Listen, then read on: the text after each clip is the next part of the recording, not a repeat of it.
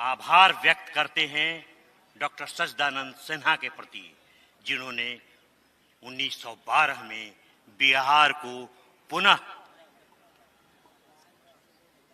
मानचित्र पर उकेरा।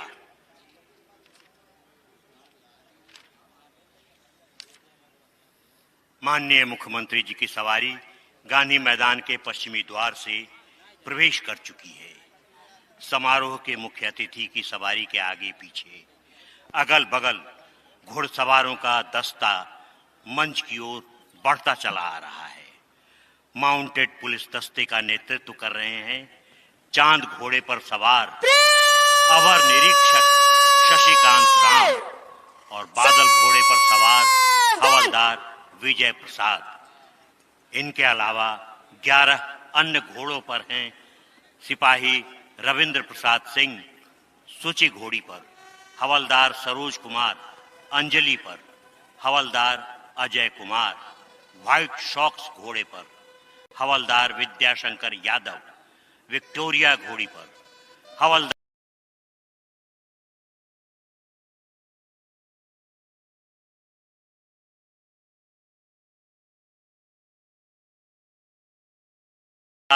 महेंद्र राम जांबाज घोड़ा पर, सिपाही विकास सिंह मंच के निकट पायलट में हैं बिहार पुलिस की सिपाही कुमारी दीप शिखा और सुश्री कुशा। आज के समारोह के मुख्य अतिथि माननीय मुख्यमंत्री श्री नीतीश कुमार की सवारी मंच के निकट आकर खड़ी हो गई है। उनकी आगवानी के लिए उपस्थित हैं आयुक्त पटना प्रमंडल पटना, पुलिस महानिदेशक बिहार एवं कमांडर बिहार झारखंड सब एरिया दानापुर, जिलाधिकारी पटना के साथ राज्य सरकार के अन्य वरीय पदाधिकारीगण। माननीय मुख्यमंत्री महोदय मंच की ओर बढ़ते जा रहे हैं। अब कुछ ही देर में उन्हें सलामी दी जाएगी। जनरल सल्यूट, सलामी शस्त्र।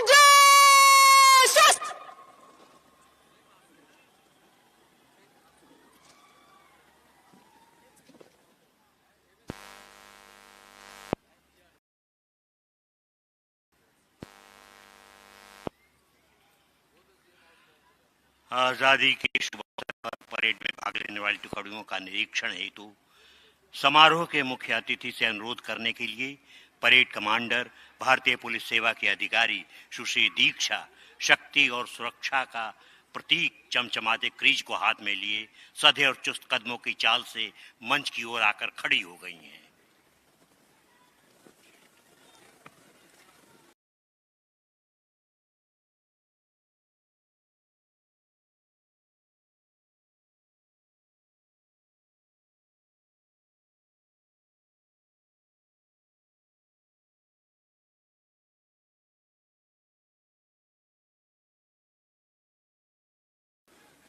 श्रीमान, स्वतंत्रता दिवस parade.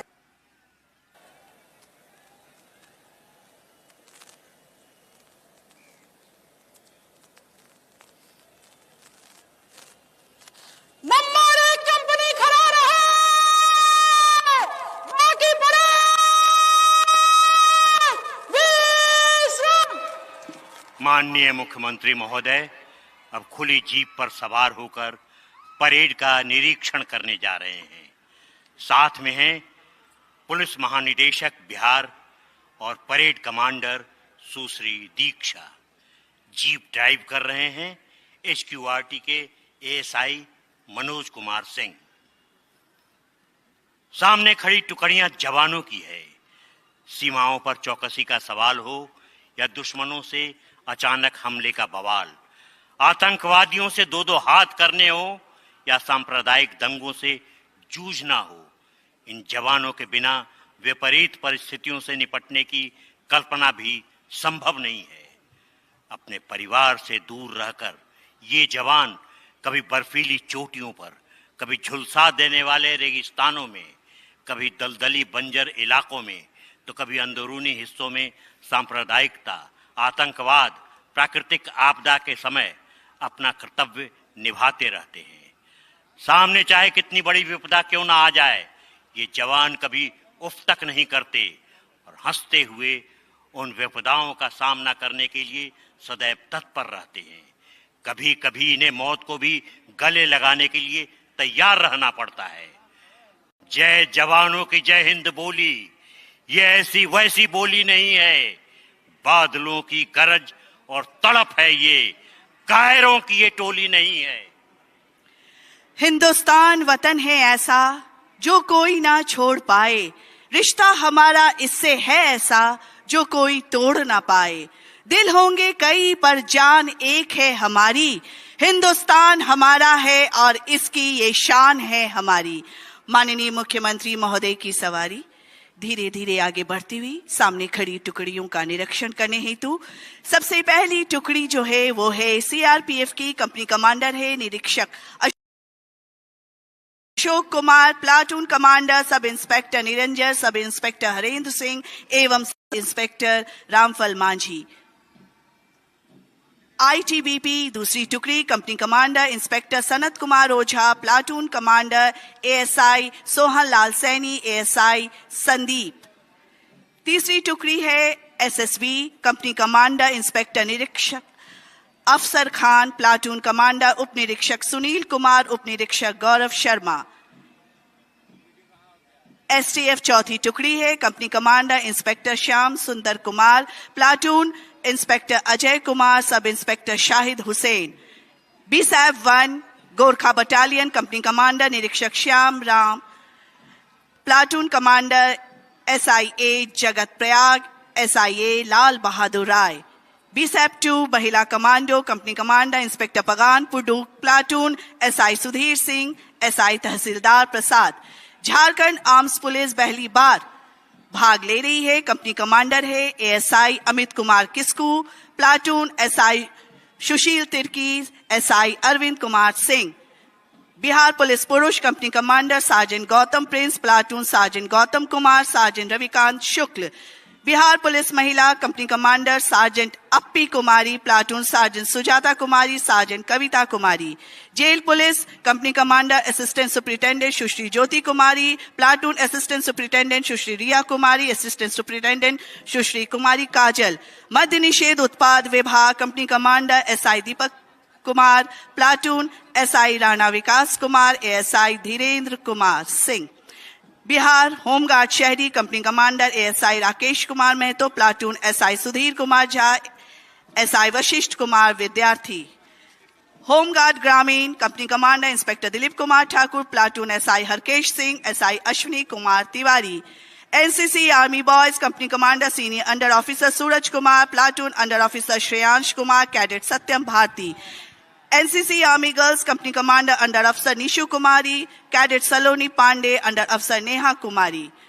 NCC navy company commander cadet Anita Kumari, platoon commander cadet Aditi Raj, leading cadet Rani Kumari. NCC air force company commander flight cadet Nandini Singh, platoon commander flight cadet Khushi Rani Vidyuttama Mishra. Bihar scout एवं guide boys and girls company commander Drishti Narayan, platoon commander Amrita Singh, Amit Kumar. स्वान दस्ता company commander नेतृत्व कर रहे हैं हवलदार भरत राम। अग्निशाम दस्ता company commander हवलदार मंटू प्रसाद, चालक विनोद कुमार। और हमारी सामने खड़ी बैंड की टुकड़ी बीआरसी पाइप बैंड नेतृत्व कर रहे हैं सूबेदार CHS Ram Oraon. BSAP 1 pipe band नेतृत्व कर रहे हैं सिपाही Saurabh Thapa. BSAP 5 pipe band नेतृत्व कर रहे हैं हवलदार गौस मोहम्मद मियां। और बिहार होमगार्ड ब्रास बैंड नेतृत्व कर रहे हैं हवलदार अर्जुन राम। स्वतंत्रता संग्राम के दौरान देश प्रेम का अर्थ था जेल जाना, संघर्ष और त्याग करना। आज के संदर्भ में देशभक्ति का अर्थ होता है बस यही, कड़ी मेहनत, ईमानदारी से काम करना और मिलकर काम करना। हमें देश के लिए जान देने का मौका भले न मिला हो, लेकिन आज देश के लिए जीने का मौका जरूर मिला है। ऐसा काम करने का अवसर जो हमारा नियमित काम ही हो, किंतु अच्छी भावना के साथ किया गया, यही देशभक्ति होगी। ऐसी कौन सी भावना है, कौन सी बातें हैं जिन्हें आज जश्न आजादी के पुनीत अवसर पर सोचे। भारत देश यानी मानवता, अधिकार नहीं कर्तव्य, एक घटना, एक राष्ट्रीय चिन्ह, एक रचना और एक प्रतीक के माध्यम से देश ने क्या दिया और क्या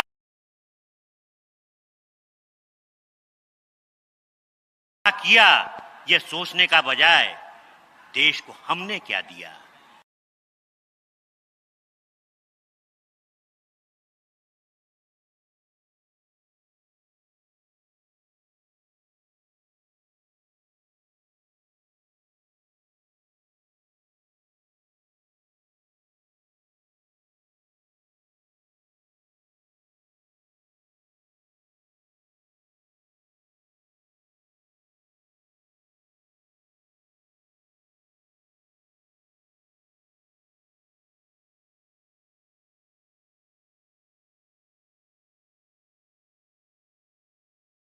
और गूंज रहा है दुनिया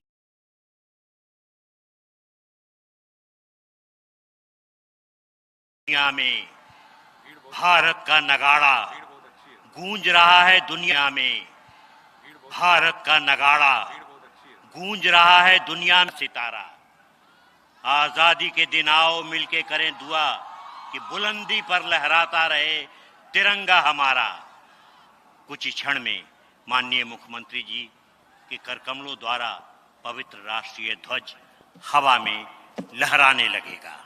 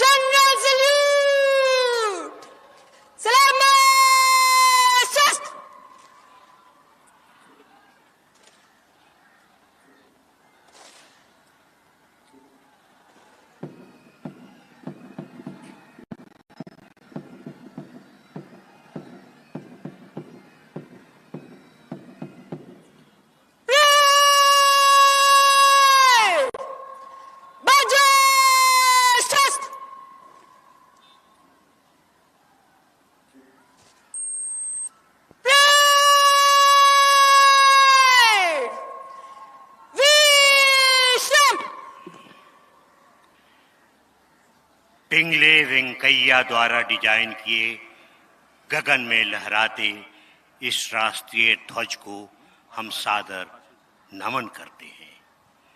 अब माननीय मुख्यमंत्री बिहार श्री नीतीश कुमार जी बिहार की जनता को संबोधित करेंगे।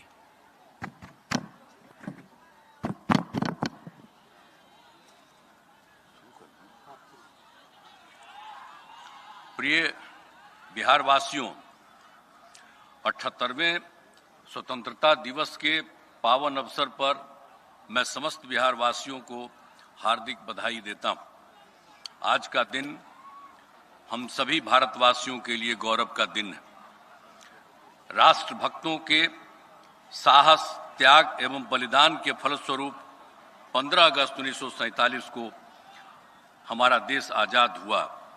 आज के दिन हम उन स्वतंत्र सेनानियों को श्रद्धा सुमन अर्पित करते हैं जिन्होंने आजादी की लड़ाई में अपने प्राणों की आहुति दी। उनके उच्च आदर्श मैं उन वीर जवानों को भी नमन करता हूं जो बहादुरी से देश की सरहदों की सुरक्षा कर रहे हैं। उनके बलिदान को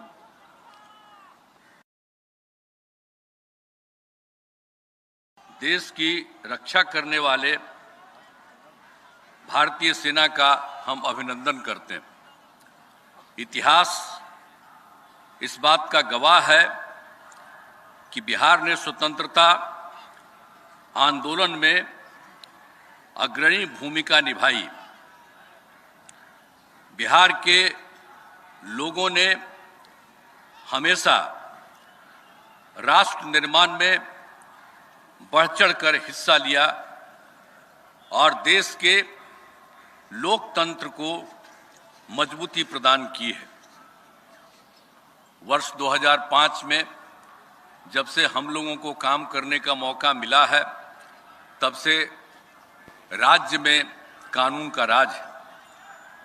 राज्य में कानून का राज बनाए रखना सरकार की सर्वोच्च प्राथमिकता है। सरकार द्वारा अपराध नियंत्रण एवं विधि व्यवस्था संधारण के लिए सभी आयामों पर योजनाबद्ध तरीके से काम किया जा रहा है। तो पता चला कि बिहार में पुलिस बल की संख्या मात्र 42,481 है, जो जरूरत के हिसाब से बहुत कम थी। इसलिए उसी समय पुलिस की संख्या को बढ़ाने का निर्णय लिया गया। इसके लिए नए पदों का सृजन किया गया और पुलिस में बहाली की गई। अब पुलिस बल की संख्या बढ़कर 1,10,000 हो गई। लेकिन हमने 2023 के पहले भी सुझाव दिया कि हमारी जरूरतों के हिसाब से पुलिस की संख्या को और बढ़ाया जाए। तब पदों की संख्या को बढ़ाकर 2,27,000 तय किया गया है और बहाली का काम शुरू हो गया है। इसी अगस्त माह में पुलिस के 21,000 पदों के लिए परीक्षा आयोजित हो रही है। उम्मीद है कि इस साल और अगले साल के प्रारंभ में भी पुलिस के सभी पदों का बहाली पूरी कर ली जाएगी। पुलिस के लिए वाहन एवं अन्य आवश्यक संसाधन उपलब्ध कराए गए हैं ताकि विधि व्यवस्था संधारण तथा अनुसंधान में किसी प्रकार की दिक्कत न हो। आप लोग देख ही रहे हैं कि वर्ष 2005 में हम लोगों ने कितना काम किया है। शुरू से ही शिक्षा एवं स्वास्थ्य के क्षेत्र में विशेष ध्यान दिया है। पहले बहुत कम स्कूल थे और शिक्षकों की काफी कमी थी, जिसके कारण स्कूलों में ठीक से पढ़ाई नहीं होती थी।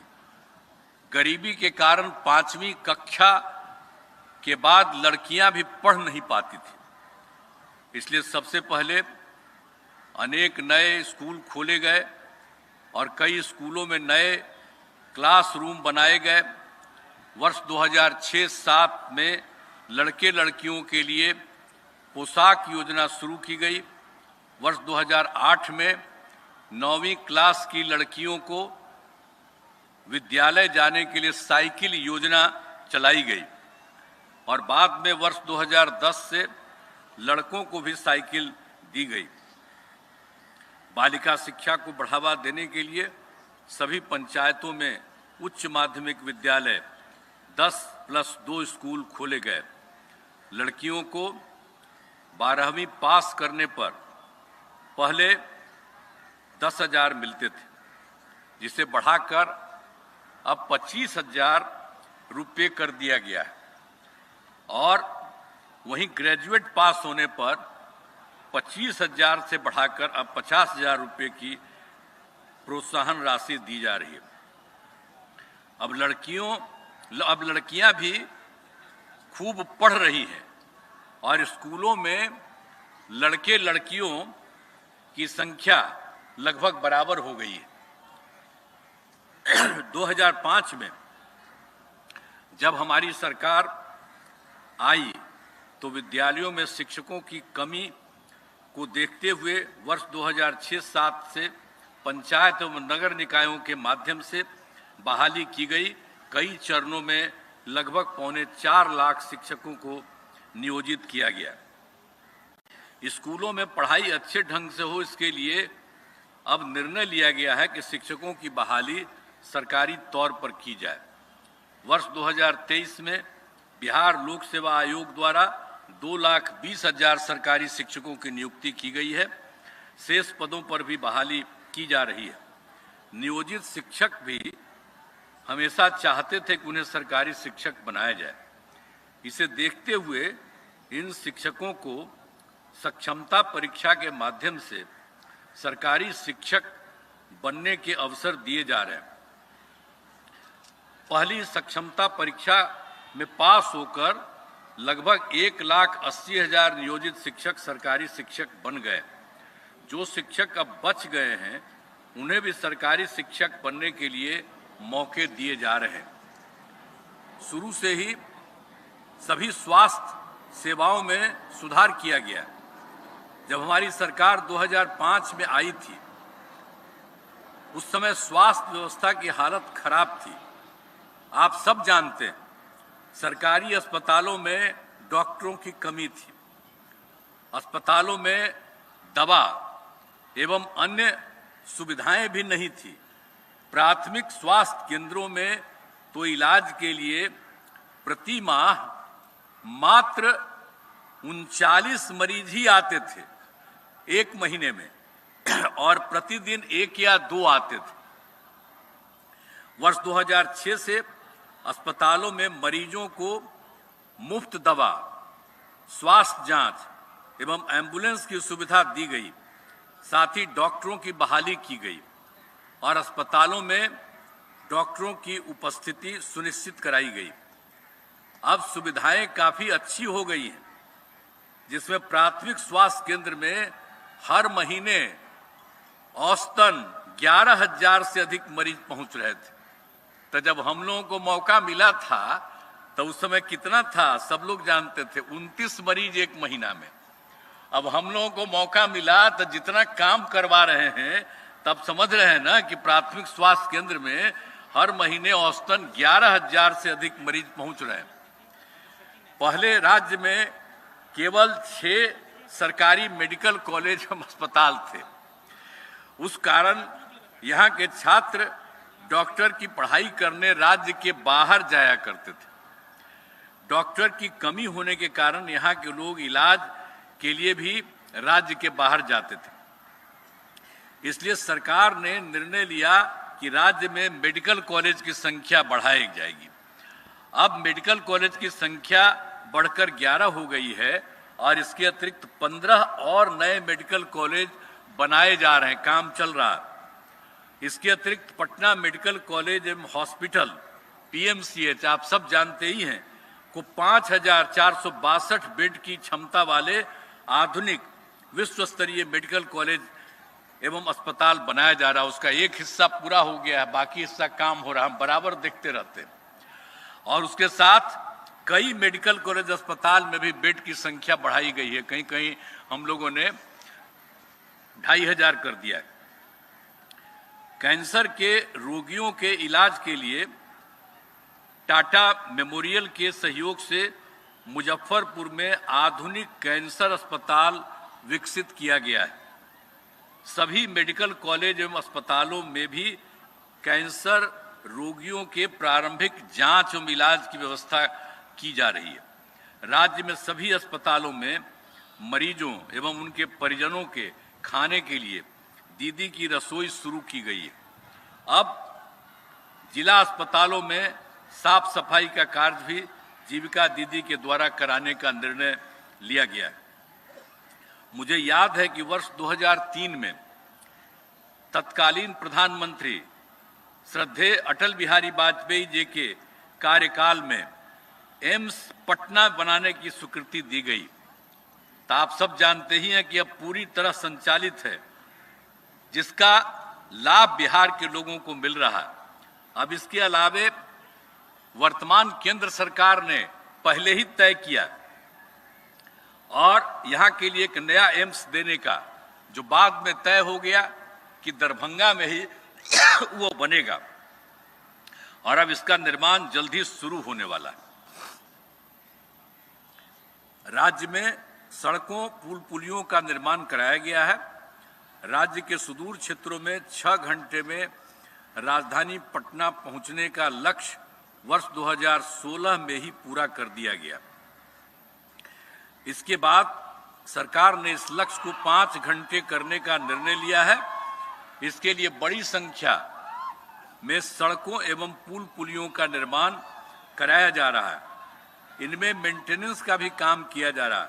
शहरी क्षेत्रों में जाम की समस्या से छुटकारा पाने के लिए पटना सहित कई जिलों में एलिवेटेड रोड एवं फ्लाईओवर आदि का निर्माण कराया जा रहा है।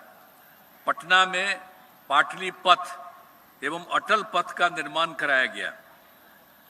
साथ ही पटना में गंगा नदी के किनारे दीघा से दीदारगंज जेपी गंगा पथ का निर्माण कराया जा रहा है, जो दीघा से कंगन घाट तक चालू हो गया है। आगे दीदारगंज तक का काम दिसंबर 2024 तक पूर्ण कर लिया जाएगा। इसे पटना के कच्ची दरगाह में बन रहे 6 लेन पुल से जोड़ा जा रहा है। इन पथों के निर्माण से यहाँ के लोगों को काफी सुविधाएं हो रही हैं एवं पटना की सुंदरता भी बढ़ी है। आप भी सब तो जा करके घूमते ही होंगे, ये हम बता रहे हैं। तो ऐसा थोड़ी है कि लोग नहीं जाते हैं, बराबर जाते रहते हैं। और शाम में कितना देर तक, रात तक लोग रहता है, कितना अच्छा हो गया है। और अब आप जान दीजिए कि हम लोग उसके बारे में और सोच लिए। जेपी गंगा पथ को पश्चिम की तरफ आरा में बने वीर कुंवर सिंह सेतु तक तथा पूरब की तरफ मोकामा में गंगा नदी पर सबसे पहले बने राजेंद्र सेतु तक विस्तारित करने का राज्य सरकार ने निर्णय लिया है। तब लोगों को कितना सुविधा होगी यहां से वहां जाने में। ये सब हम लोगों ने तय किया, इसलिए बता देना चाहते हैं। वर्ष 2015 में 7 निश्चय के तहत हर घर तक बिजली, हर घर नल का जल, हर घर शौचालय तथा टोलों को पक्की सड़कों से जोड़ने का काम पूरा हो गया। यह भी देखा गया है कि कुछ नई बसावटें एवं घर बन गए हैं। इसलिए इस नए आवासों एवं छूटे हुए घरों में इन योजनाओं के निर्माण का काम मार्च 2025 तक पूरा कर लिया जाएगा। 2020 से 7 निश्चय 2 के तहत सभी योजनाओं पर काम चल रहा है। उनमें से मुख्य योजनाएं जैसे हर खेत तक सिंचाई का पानी का कार्य प्रगति पर है। इसे जून 2025 तक पूर्ण कर लिया जाएगा। 7 निश्चय 2 के तहत टेलीमेडिसिन योजना शुरू की गई है, जिसमें गांव में ही रहकर डॉक्टर से परामर्श प्राप्त किया जाता है। वर्तमान में टेलीमेडिसिन की सुविधा 9,050 स्वास्थ्य उपकेंद्रों पर उपलब्ध है। यहां से अब तक 1,58,00,000 से अधिक लोगों ने इसका लाभ लिया है। बाल हृदय योजना के तहत वर्ष 2021 से हृदय में छेद से पीड़ित बच्चों को अहमदाबाद के सतसाई अस्पताल भेजकर 650 बच्चों का निःशुल्क इलाज कराया गया। इसमें बच्चों एवं उनके माता पिता को भेजने का खर्च राज्य सरकार द्वारा वहन किया गया। अब इन बच्चों का इलाज पटना में IGIMS और IGIC में भी शुरू हो गया। अब जिन बच्चों को बाहर भेजना पड़ता है वहां भेजा जाता है, लेकिन अब ज्यादातर लोगों का बाकी बच्चों का इलाज पटना में ही हो रहा है। इसके तहत अब तक 1,457 बच्चों का इलाज कराया जा चुका है। सरकार द्वारा महिला सशक्तिकरण कर जोर दिया गया और महिलाओं को रोजगार देने एवं उन्हें आत्मनिर्भर बनाने के लिए कई कदम उठाए गए। महिलाओं के लिए वर्ष 2006 में पंचायती राज संस्थाओं एवं वर्ष 2007 में नगर निकायों में 50% आरक्षण से सुरक्षा दी गई। अब तक पंचायतों और नगर निकायों में 4 चुनाव हो चुके हैं, जिनमें महिलाओं की भागीदारी 50% से कुछ और अधिक भी हो गई है। वर्ष 2013 में पुलिस में महिलाओं के लिए 35% आरक्षण का प्रावधान किया और अब बिहार पुलिस में महिलाओं की संख्या लगभग 30,000 है। इसमें पुलिस में महिलाओं की भागीदारी पूरे देश में सबसे अधिक है। वर्ष 2016 से महिलाओं को सभी सरकारी नौकरियों में 35% आरक्षण दिया जा रहा है। पहले बिहार में स्वयं सहायता समूह की संख्या बहुत कम थी। हमने वर्ष 2006 में विश्व बैंक से कर्ज लेकर राज्य में स्वयं सहायता समूह का गठन किया और उसमें महिलाओं को जीविका का नाम दिया। अब स्वयं सहायता समूह की संख्या 10,51,000 हो गई है। इसमें जीविका दीदियों की संख्या 1,31,00,000 हो गई है। और अब इसी तर्ज पर शहरी क्षेत्रों में भी स्वयं सहायता समूह का गठन शुरू करा दिया गया है। राज्य के युवाओं को सरकारी नौकरी एवं रोजगार उपलब्ध कराया जा रहा है।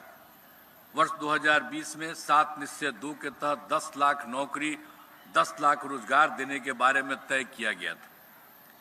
और यहां भी 1 साल हम कह रहे थे, आप लोगों को बता रहे थे। आप जरा देख लीजिए कितना बड़ा है। कुछ लोग ऐसे ही बोल देता है, हम लोग शुरू से कर रहे हैं, अब बीच में कोई हम लोगों के साथ आ गया तो इधर उधर बोलते रहता है। तो जरा जान लीजिए पूरा ये जो शुरू किया गया, अभी तो 5,16,000 युवकों को सरकारी नौकरी दी जा चुकी है, लेकिन इसके अतिरिक्त लगभग 2 लाख पदों पर नियुक्ति प्रक्रिया पूरी हो गई है। और अब हम लोगों ने तय कर दिया है इस साल और अगले महीने के चुनाव वगैरह के पहले युवाओं को 10 लाख की जगह 12 लाख सरकारी नौकरी दी जाएगी। जब हम लोग 22 में कह दिए थे 10 लाख का पहले से तय किया था, अब आप जान लीजिए कि अब उतना संख्या बढ़ रहा है कि अब 10 लाख से बढ़ करके 12 लाख हो जाएगा। लेकिन आप जानते हैं कि हम लोग रोजगार के बारे में भी 10 लाख कहे थे, लेकिन अब रोजगार की बात है। पिछले 4 वर्षों में विभिन्न क्षेत्रों में तो हम लोग तो 10 लाख का कहे थे, लेकिन विभिन्न क्षेत्रों में 24 लाख लोगों की रोजगार दे दिया गया है। तथा इस साल और अगले साल के चुनाव के पहले 10 लाख और लोगों को रोजगार देने का लक्ष्य है। इस प्रकार 10 लाख रोजगार की जगह 34 लाख लोगों को रोजगार मिलेगा और 10 लाख नौकरी की तरह 12 लाख नौकरी होगा। ये सब काम हम लोग पूरे तौर पर करवा रहे हैं। हमने सभी धर्म एवं जात के लोगों के लिए काम किया है, चाहे हिंदू हो, मुस्लिम हो, दलित हो, महादलित हो, पिछड़ा हो, अति पिछड़ा हो, अपर कास्ट हो, सभी के लिए काम किया गया।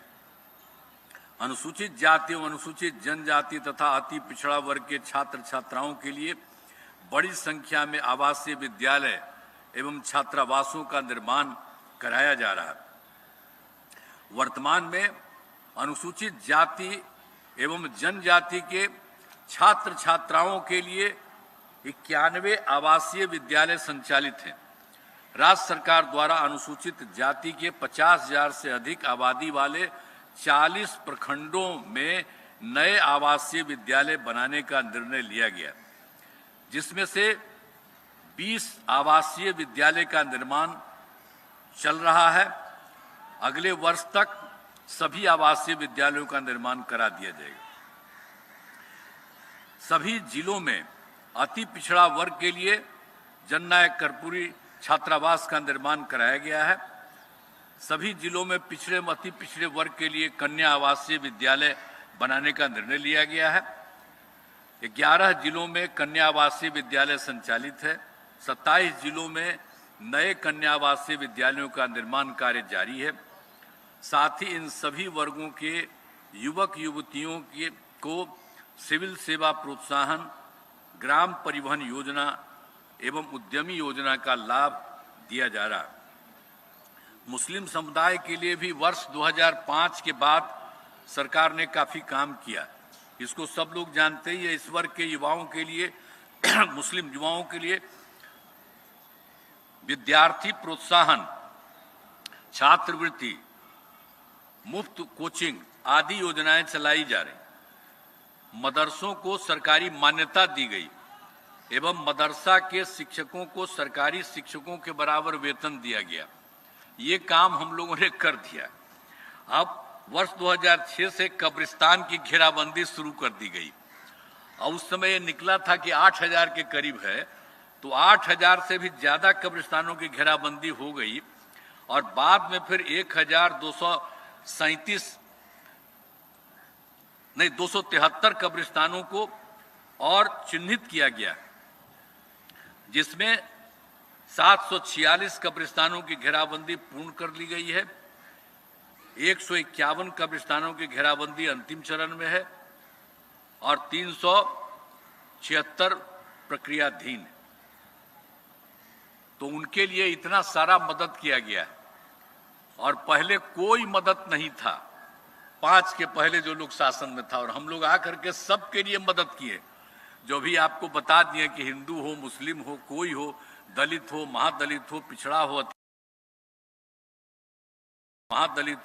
हो, अति पिछड़ा हो, अपर कास्ट हो, सबके लिए हम लोगों ने काम किया। अब 2016 से 60 वर्ष से पुराने हिंदू मंदिरों की भी घेराबंदी की जा रही है, क्योंकि देखा जाता है कि मंदिरों में यदा कदा मूर्ति चोरी आदि की घटनाएं हो जाती थी। तो अब कोई झगड़ा झंझट नहीं होता है। हम लोगों ने मंदिरों की घेराबंदी की है। राज्य में प्रेम, भाईचारा एवं शांति का माहौल है और राज्य सरकार सभी धर्मों, हिंदू हो, मुस्लिम हो, सिख हो, ईसाई है, बौद्ध है, जैन का ख्याल रखती है और उनकी आस्था से। और आप सब लोग जानते हैं पटना में और सब जगह देखें विभिन्न धर्मों के लोगों के लिए कितना काम किया गया। अब उनकी आस्था से जुड़े महत्वपूर्ण स्थलों का सौंदर्यीकरण एवं यहाँ पर लोगों के लिए सुविधाओं का विकास किया गया है। वर्ष 2005 से बिहार का विकास तेजी से किया जा रहा है। वर्ष 2005-06 में हमारी सरकार बनने के बाद राज्य का बजट मात्र 28,000 करोड़ रुपए था। जब वो लोग आए थे, उसके बाद हम लोग आए, तो जो लोग आए थे तो उनका क्या था, 28,000 करोड़ रुपया था। और उसके बाद हम लोग जब आए तो 6-7 में बढ़ा करके तो 34,000 तुरंत किए, लेकिन उसके आगे कितना तेजी से बढ़ाने लगे। अब बढ़ते बढ़ते अब एक साल में 2,78,000 करोड़ रुपए हो गया। जो लगभग 10 गुना है। जहां थे पहले और अब हम लोग कितना काम किए, लेकिन अब आप लोग सब पत्रकार मित्र हैं, उनसे हम हाथ जोड़ करके प्रार्थना हम सब दिन करते हैं कि कृपा करके पुरानी बात को भी जरा लिख दीजिए। हमसे अगर नाराज हैं तो हम क्या कहेंगे, लेकिन हम तो काम करते हैं और हम आप लोगों के प्रति नाराज नहीं हैं। हम सब दिन आप लोगों की इज्जत करते रहेंगे, हम आपका सब दिन सम्मान देते रहते हैं, हम कभी किसी के खिलाफ नहीं बोलते हैं। तो हम आग्रह करेंगे कि जब पहले क्या था अब क्या किया गया है। अब आजकल कुछ भी कोई बयान देता है, छपता रहता है। कौन काम किया है? एक काम किया है। और लोग क्या किया है, लोग अपने घर को बढ़ाया, अपनी जगह पत्नी को बना दिया, बेटा बेटी यही सब करता रहा। हम लोग कभी किए हैं? बोलिए। तो कितना सब धंधा करते रहे हैं लोग, अब वही सब चीज चलता रहा है। तो हम आग्रह करेंगे कि जो हम लोग जितना काम करते हैं उन सब चीजों को ध्यान रखिए। अब आप समझ लीजिए कि 2,78,000 करोड़ रुपए हो गया है और लगभग 10 गुना। अब बिहार का विकास तेजी से हो, इसके लिए बिहार को विशेष राज्य का दर्जा और विशेष आर्थिक सहयोग की मांग हम लोग करते रहते हैं। अब वही लोग अभी बोलते रहता है, पहले कभी किए नहीं। अरे हम लोग तो 10 से 2 था, सबको कितना देखा करके उसके बाद भी नहीं है किया। तो कोई कुछ किया है? नहीं किया। अब आजकल कुछ बोलते रहता है। खैर, हम लोगों ने तो ये कहा कि विशेष राज्य का दर्जा या विशेष आर्थिक सहायता सहयोग की मांग करते रहें। तो मुझे खुशी है कि अब केंद्र सरकार ने इस बार के बजट में विशेष आर्थिक सहायता के रूप में, जरा जान लीजिए, सड़क, उद्योग, स्वास्थ्य, पर्यटन, बाढ़ नियंत्रण आदि के लिए बड़ी राशि देने की घोषणा की है। इसके लिए मैं आदरणीय प्रधानमंत्री श्री नरेंद्र मोदी जी के प्रति आभार व्यक्त करता हूं और आशा है कि भविष्य में भी बिहार को इसी तरह आवश्यकता अनुसार सहयोग मिलता रहेगा। तो हम लोग तो काम करते रहते हैं, केंद्र सरकार का सहयोग है, सब कुछ मिलता रहेगा, ये हम आग्रह करेंगे। जान लीजिए, सब काम होता रहेगा। और एक एक चीज को, इन सब चीजों को जानते रहिए। अब सरकार की कामना है समाज में सद्भाव एवं भाईचारा का माहौल कायम रहे। सभी चुनौतियों के बावजूद हमारा राज्य प्रगति के पथ पर अग्रसर है। हमारा अतीत गौरवशाली है और विरासत समृद्ध है। हम उसी ऊंचाई को फिर से प्राप्त करना चाहते हैं। आइए, स्वतंत्रता दिवस के शुभ अवसर पर हम सब यह संकल्प लें कि बिहार को एक खुशहाल राज्य के रूप में विकसित करने के लिए अपना सहयोग प्रदान करेंगे। इस अवसर पर एक बार पुनः सभी बिहार वासियों को मैं अपनी शुभकामनाएं देता हूं। जय हिंद, जय हिंद, जय हिंद। बहुत बहुत प्रणाम। आज के समारोह के मुख्य अतिथि माननीय मुख्यमंत्री बिहार का जनता को संबोधन समाप्त हुआ।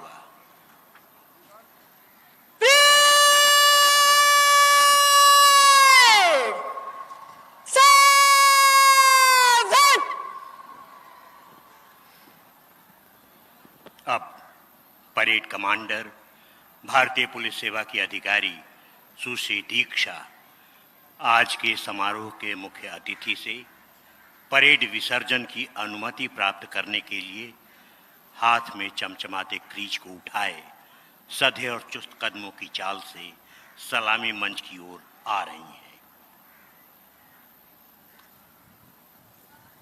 श्रीमान, स्वतंत्रता दिवस परेड संपन्न हुई। परेड को विसर्जन करने की अनुमति चाहती हूँ।